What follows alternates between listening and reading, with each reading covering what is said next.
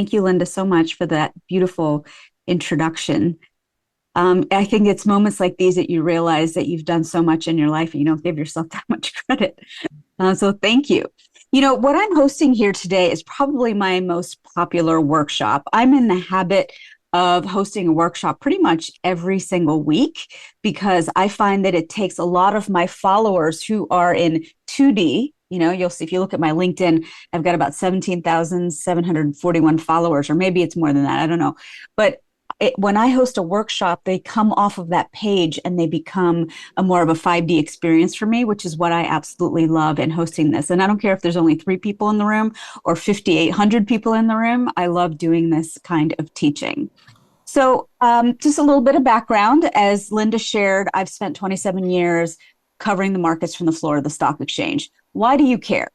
Listen, the topic today, of course, is on building a personal brand. And we build a personal brand, most of us anyway, to be able to call in clients and be able to make money, right? And I think the one thing that qualifies me very well to do what I do today is that I can see the story very clearly. I can connect the dots very clearly. And part of it is that my brain has been trained to just look at data. If you look at my picture there at the New York Stock Exchange, all there is screens of data around me. And every hour on the hour for 2 minutes, I have to extract that data from those screens and tell 3 compelling stories that are moving the markets right now and why you should even care about those 3 stocks. And so that very much sits at the intersection of the work that I do today. If you give me enough information about your life, I'm very quickly able to see what's the most compelling dots to connect and then also fashion a story that you care about. Because at the end of the day, people care about themselves. It's nice that you're there, but they really care about themselves. What's in it for me? And I think that that is the big sort of swing factor when it comes to a powerful personal brand. It says that its future is all about AI. That's also me at the NASDAQ market site. I'm security cleared for both the NASDAQ and the New York Stock Exchange. So I've spent a lot of time interviewing and doing things from both of those posts.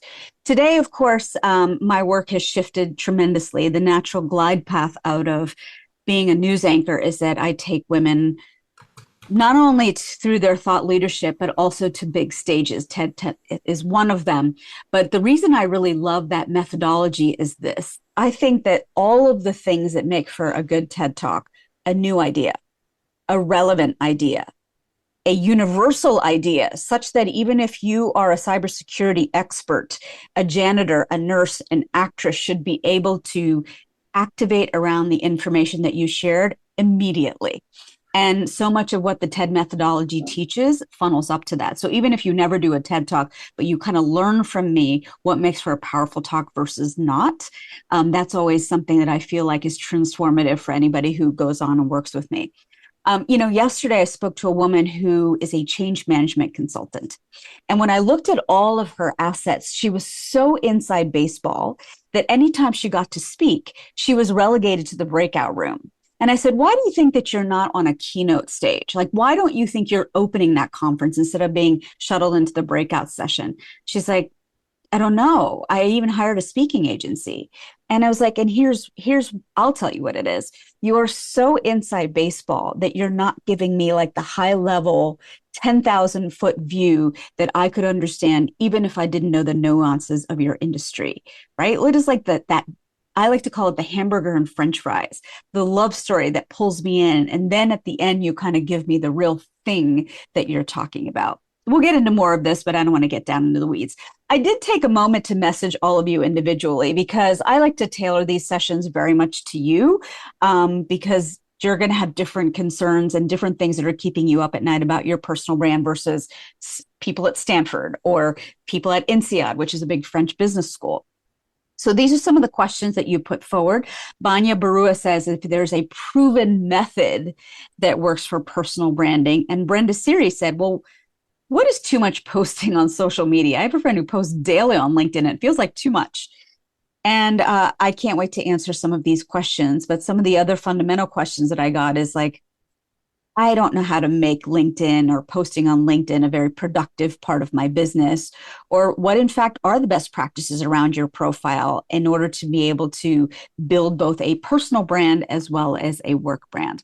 So let's get into it. We're about 13 minutes in, and I want to get into this. So I always think about your one word, right? So, for example, if I said to you, Beyonce, you would say singer. If I was like, oh, Brenda, you are being so Beyonce right now, you would be like, oh, she's being maybe a bit of a diva. Maybe she's being this and that. Beyonce is a lot of things. She's a mother. She's a cowboy, in some of her videos. She's got a lot of different avatars. But if I dropped mention of Beyonce in conversation, you would immediately know that I'm talking about a singer.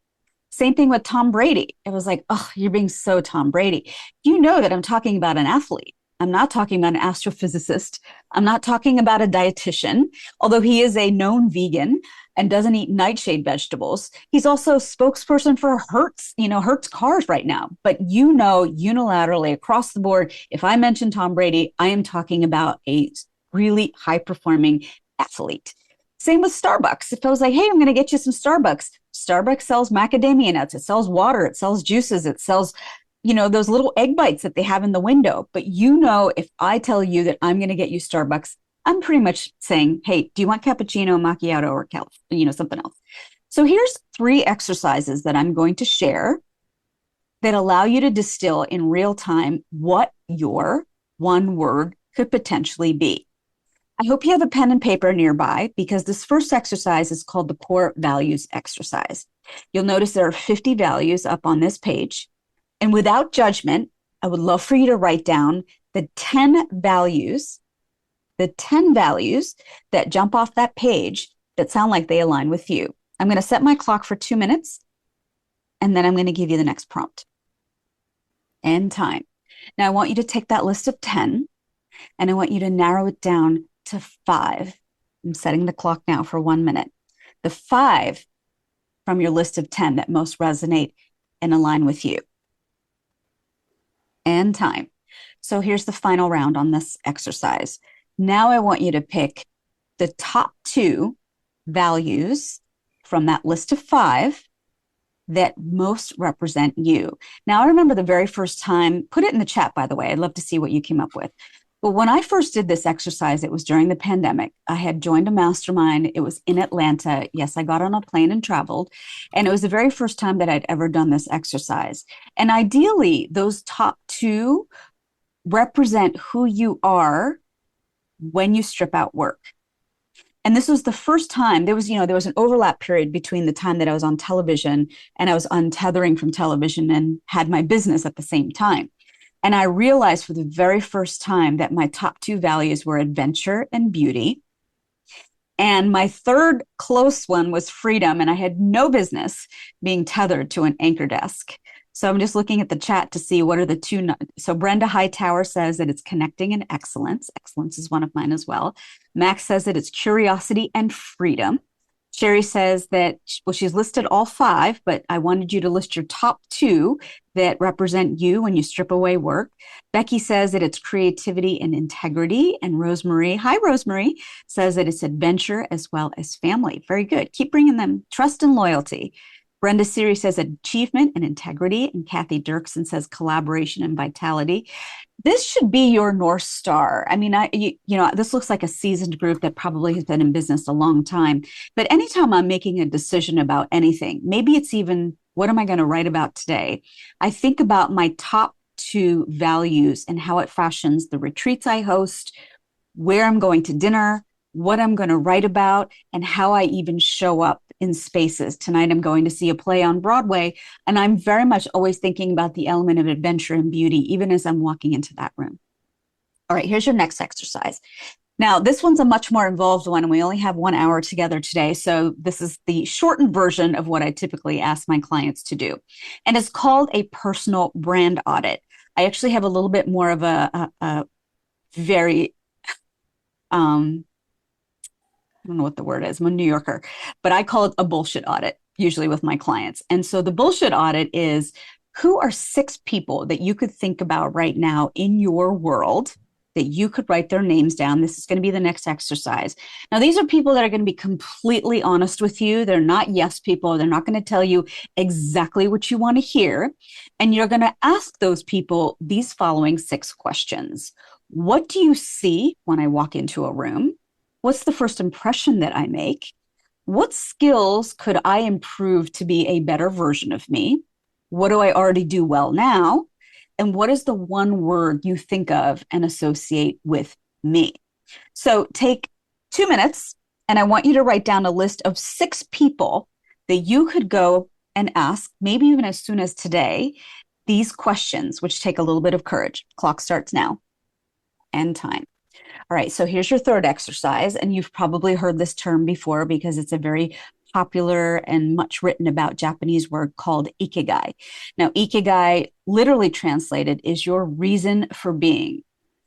Now, this is a vector, and what sits at the center of your vector is your ikigai, what you love, what the world needs right now, what you can be paid for, and what you are good at. Now, notice what you love and what you're good at are 2 very different categories. So this one can be a little bit tricky. So the next thing I'm sharing with you is mine.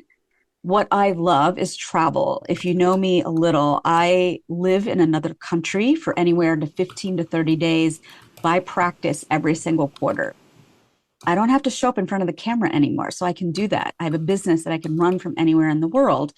And I have very much built a business that funnels around my top 2 core values, which are adventure and beauty. So what I love is travel and storytelling. What I notice that the world needs right now is a lot of public speaking help, and maybe how to land an opportunity to be able to flex that public speaking on a big stage. What can I be paid for? Well, I have a big mastermind, which culminates in all of the ladies giving a signature talk on a stage in front of a live audience and being filmed. And what I am typically also paid for are my retreats abroad. I think that the kind of courage that I need you to galvanize in order to give the kind of talk I want you to give on stage is probably the same kind of courage I need you to galvanize to go to another country with me. I'm usually not picking the same places that everyone goes. There are always places that are a little under the radar.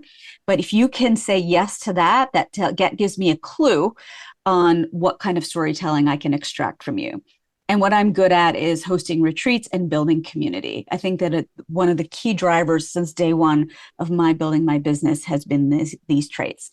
So here is a little barcode. You know how this works already, right? You take your phone and you just train it on this barcode. And this is a ChatGPT generated questionnaire that you could use to be able to guide you through finding out your ikigai if what I just shared with you on paper seems a little bit too challenging. My friend Allie Miller created this, and I thought it was a fantastic tool for you to be able to use and take away. All of these 3 exercises are in service of you finding out your one word. So now I'm going to move on to your most valuable pieces of digital real estate. I know I speak fast. So at the end, I'm going to save enough time for you to ask me questions, but for now, I'm going to keep going through. Your banner on LinkedIn, it pains me. It pains me when I go to women's pages and there's nothing on their banner. This is your most valuable piece of digital real estate that you own on the internet, and that is your LinkedIn banner. And on that LinkedIn banner should live a couple of things: who you are, who you help, and how you help them. Another thing that's great to live on this piece of digital real estate is social proof. For example, I've hosted workshops for Volvo. I've hosted workshops for Omega. I've hosted workshops for Bristol Myers Squibb. I have so many of them now that I've taken them off my banner, but that can be a great place for you to have social proof. Sometimes my banners also have all the networks that I worked on, but honestly, when you're coming to me as a client, do you care if I've been on CNN? Probably not. You care about what I can create for you. I also have a very important prompt for people to go from top of funnel, in other words, what I'm writing about on LinkedIn, and bringing them into my funny little world by asking them to sign up for my newsletter, which becomes middle of funnel and bottom of funnel content. I'll share a little bit about what those terms are, but going back to that phrase about hamburger and French fries, if you were to give a keynote that's very high level about what you talk about, then that is your top of funnel content. I'll explain more about that later. But here are examples of other thought leaders that I follow on LinkedIn who have different variations on how they've decided to do their banner. Now, Justin Welsh has now an $11 million company, and all he does is have an online course where he teaches other people to do exactly what I'm doing here today. He keeps himself very much behind a barricade. He does not work with individuals, but he works with companies, and that is his value prop. But notice the way that he has fashioned his banner, where he has his social proof. He was featured in Forbes, Business Insider, and Entrepreneur, but he's driving people to his primary product, which is that online course. This is Jade. Jade used to be in-house at Google. And I'm sharing this because she's not an entrepreneur. She is somebody who built her brand in stealth mode. Now, that brand is called The Quiet Rich and has absolutely nothing to do with what she did at Google. And so every newsletter that she publishes is how to be rich in good friends, how to be rich in confidence, how to be rich in better sleep habits. Every single piece of what she shares with the world starts with the word rich.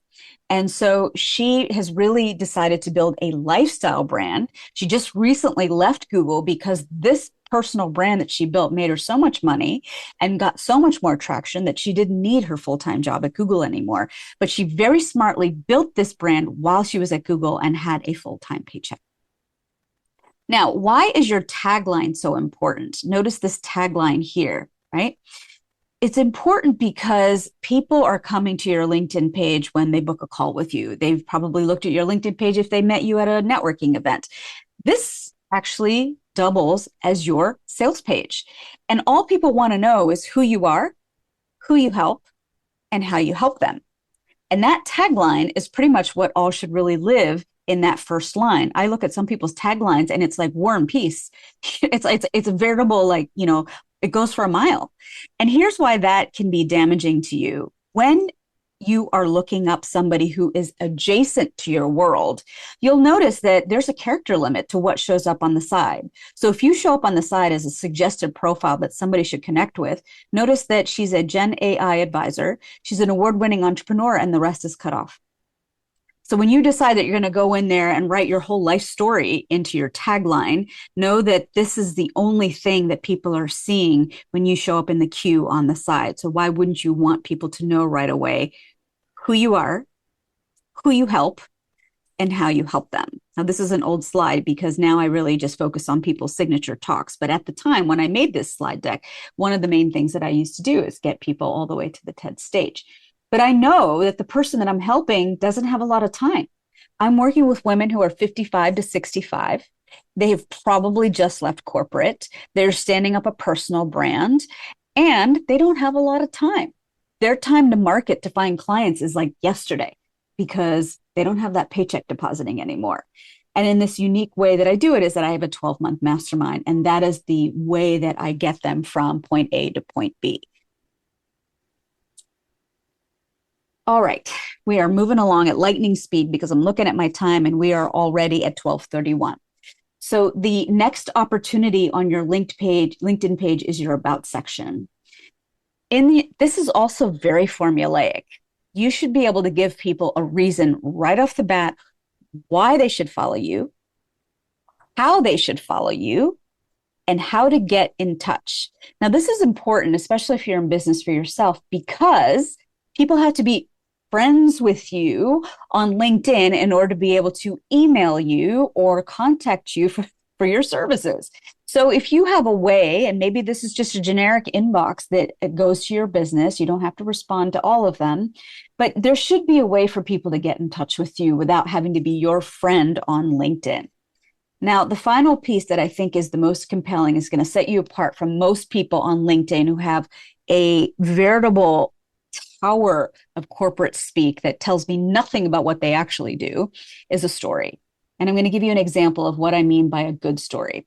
There was a woman by the name of Carol Kaufman. Carol Kaufman, very unfortunately, one day lost her parents in an accident. It was a car accident. And then Carol was tasked with the job of having to go and appraise their home because they had to clear it out and sell it. Now, Carol found that it was arduous, going through 30, 60 years of her parents' belongings and appraising how much this was going to cost for sale. And she decided, as a result of that, to create an app called Pinventory. Pinventory allows you proactively to go and take pictures of everything in your house, put it inside of this app, and attach an appraisal value to it. And that is the story that she leads with in her about section. So I don't have to have a cognitive load in my brain. There's no friction in my brain trying to decipher what it is that Carol's app actually does for me. But in telling me that story, I could see myself in that story. And it is so much more of a joy to read than most of what I see in people's about sections on LinkedIn. Bye, Laura. So this is the story that I tell about my transition from being a news anchor to becoming a full-time business owner. But a formula for that story and how you need to tell it can be as simple as this. I'm a big fan of providing frameworks to make this easy for you. There was life before the event, there was life during the big event, and there was life after the big event. Carol Kaufman's parents died very suddenly in a freak car accident.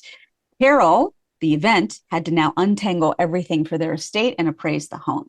Life after the big event, she decided to create an app so nobody ever has to feel the pain that she has felt in having to go through this again late in life. Okay, bonus tip. This is advanced stuff, but I'm going to go through it quickly and then we're going to get to questions. But a lot of people's resume, and I'm talking about your individual line items that explain your experience, they will share context. Yes, I worked at this place. This is where it's geographically located.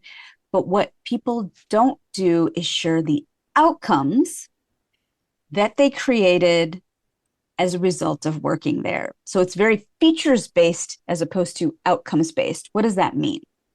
Well, if I said to you, hey, Brenda, do you want to get the new iPhone? Because the new iPhone has a bigger interface. It has 30 terabytes of, processing power and storage power for your photos. And did you know that it now has 3 cameras on the back as opposed to the usual 2? You're like, okay, great. But Joya, all I care about is, does this take a better selfie? That's what I mean by the outcome. Your reason for upgrading to that next phone is because of the outcome you care about, which is that, is this thing going to take a better selfie or not? And so a lot of people that I work with are getting ready to get their first public facing board seat. Their first board seat on a publicly traded company. And that board resume has to read very differently than any regular resume does, because you are in a position of oversight when you get on a board of a publicly traded company. You are no longer a frontline operator. You are not the CFO, COO, or CEO. So what results are you capable of producing that a board will look at that you could have oversight on how this business is going to be run? And I frankly think that that formula isn't a bad way to be able to write your line items on your LinkedIn. Now, what you typically see is this. I provided legal support on a bunch of $7 words that mean nothing to me, and no event that actually demonstrated the thing that you led through or worked on and the results that you created. That result should usually have a number on it. I worked on XYZ business line. I produced 30% more income for that business line as a result of the quarter that I worked on it.